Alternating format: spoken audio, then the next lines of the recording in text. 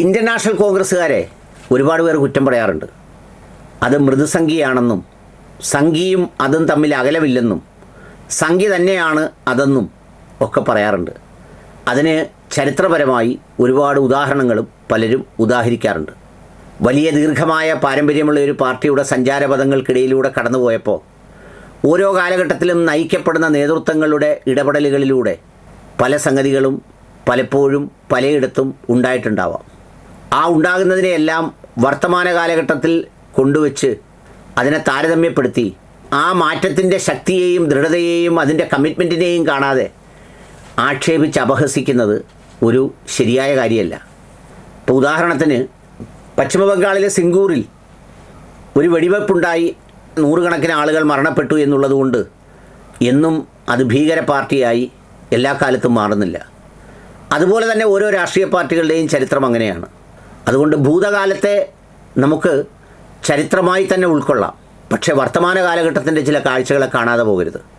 ഞാൻ പറയാൻ വന്നത് വേറൊന്നുമല്ല, എല്ലാ തരത്തിലും ആക്ഷേപിക്കുമ്പോഴും ഈ ദേശീയ തലത്തിൽ സംഘപരിവാർ അജണ്ടകൾക്കെതിരെ അപ്പോൾ കൃത്യമായി പ്രതികരിക്കുകയും നിലപാടെടുക്കുകയും ചെയ്യുന്ന കാര്യത്തിൽ ഈ പുതിയ കാലത്തിൻ്റെ കോൺഗ്രസ് നിരയിലെ ചിലരൊക്കെ കാണിക്കുന്ന താല്പര്യവും ആ നിലപാടുകളെയും അംഗീകരിക്കാതിരിക്കാൻ നിർവാഹമില്ല. അത് പറഞ്ഞു തുടങ്ങുമ്പോൾ ആരംഭിക്കേണ്ടത് രാഹുൽ ഗാന്ധിയിൽ നിന്നാണെങ്കിലും അവസാനം അതെൻ്റെ ശ്രദ്ധയിൽപ്പെട്ട 2 പേരിൽ നിന്ന് തുടങ്ങി മറ്റേതിലേക്ക് എത്താമെന്നാണ് ഞാൻ വിചാരിക്കുന്നത്. ഒന്ന്, അനിൽ അക്കരയെ സംബന്ധിച്ചൊരു വാർത്തയാണ്. അതായത് പ്രധാനമന്ത്രി ഇലക്ഷൻ പെരുമാറ്റച്ചട്ടം നിലനിൽക്കെ രാജ്യത്തെ അഭിസംബോധന ചെയ്ത് ജനങ്ങളെ സ്വാധീനിക്കുന്ന ഒരു വിഷയത്തിൽ വാഗ്ദാനം നൽകി എന്ന് പറഞ്ഞുകൊണ്ടാണ് അനിൽ അക്കരെ ഇലക്ഷൻ കമ്മീഷന് പെരുമാറ്റച്ചട്ട ലംഘനത്തിന് പരാതി കൊടുത്തിരിക്കുന്നത്.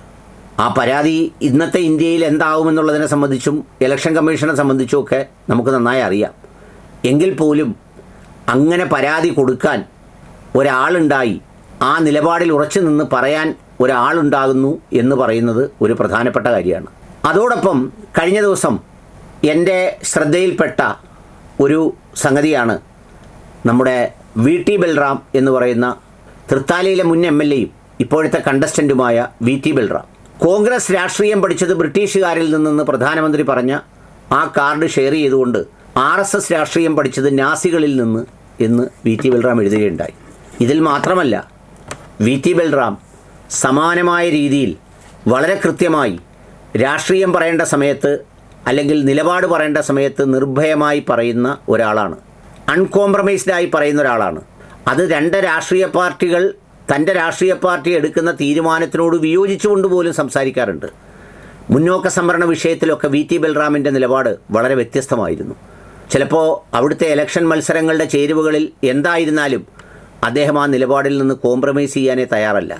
പക്ഷേ അങ്ങനെ ഉള്ളവരുടെ എണ്ണം കുറച്ചെങ്കിലും ഉള്ളത് കോൺഗ്രസ്സിലാണ്.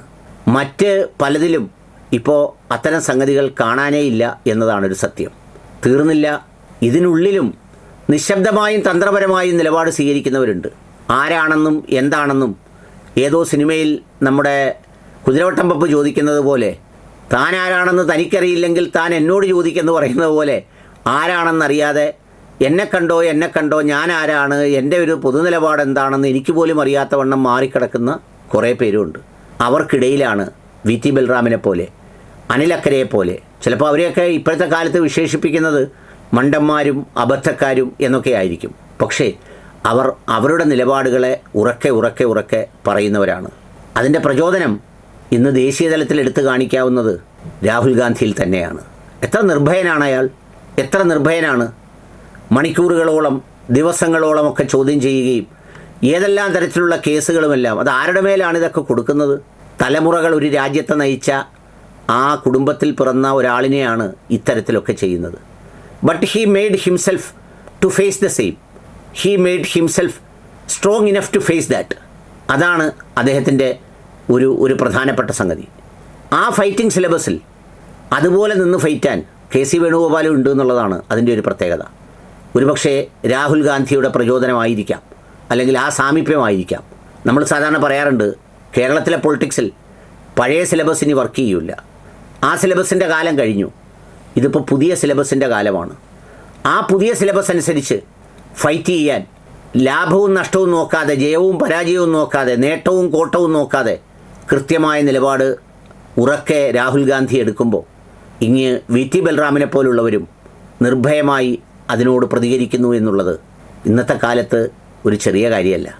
വല്ലാത്തിരുട്ടിലെ ചെറിയ മിന്നാമിനുങ്ങാണ് അതൊക്കെ തന്നെ.